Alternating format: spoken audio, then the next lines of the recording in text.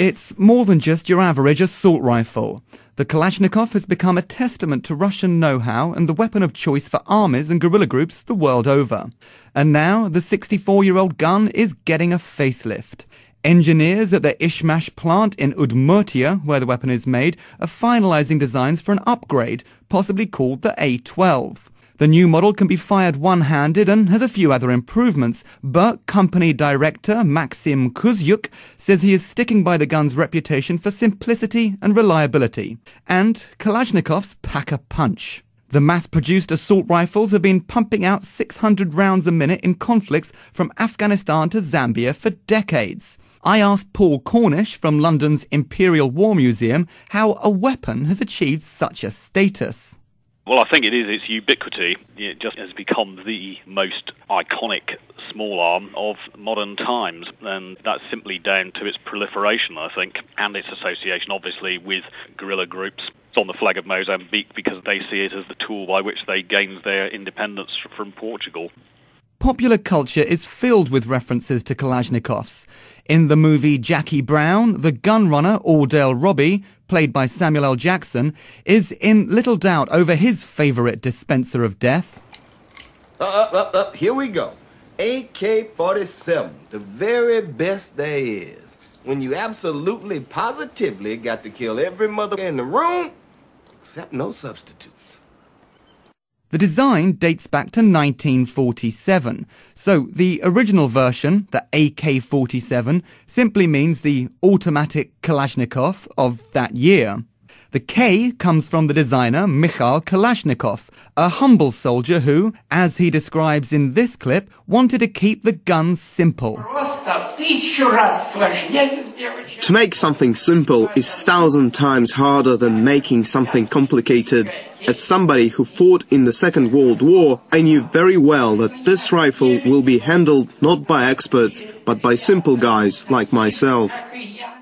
Reliability, durability and simplicity are the hallmarks of Kalashnikovs. As Aaron Karp, from a research group called the Small Arms Survey, explains, it is little wonder they have been such a hit.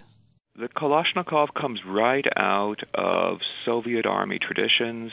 It represents a set of ideas, military doctrines. It's an extremely simple, easy-to-operate weapon.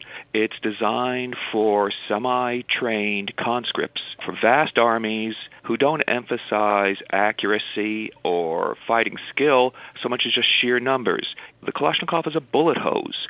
So you can give this to any militiaman, to an insurgent. A highly trained soldier wouldn't find it so interesting. But for a middle-class Libyan guy who got just pulled out of the village and told to join a militia, it's perfect. But for this analyst, the era of the ubiquitous assault rifle could be coming to an end. The feat of Russian engineering comes from a distinct military period, and its technology, he says, is becoming obsolete. Ishmash has been trying in a variety of ways to redevelop the market, which they've lost. And so this is just the latest effort to rebrand, find a new product, get some attention. But it's the same basic Kalashnikov design.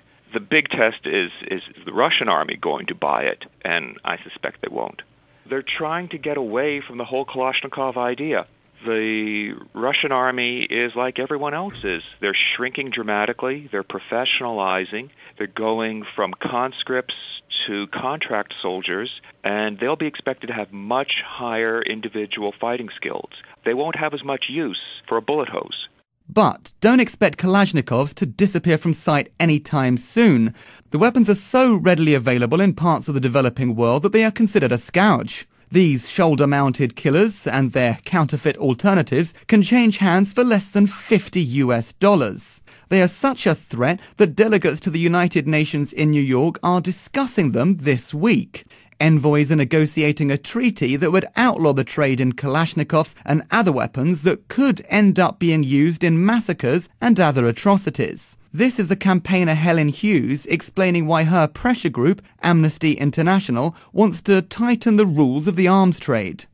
I mean, they're used daily by soldiers, fighters, gang members to inflict untold suffering in many, many countries. We're talking about them being used to massacre, maim, rape, abuse, torture and fuel violent conflict in Afghanistan, the Democratic Republic of the Congo, Iraq, Mexico, the USA, Venezuela and Yemen. Last year in Libya, you found that assault rifles, including the Kalashnikov, were being used by both sides to perpetuate killings and also to facilitate torture. So, both analysts and campaigners say the era of the Kalashnikov could be coming to an end. But, with an estimated 100 million still in circulation, it could be fair to say that we haven't heard the last of Russia's big gun just yet.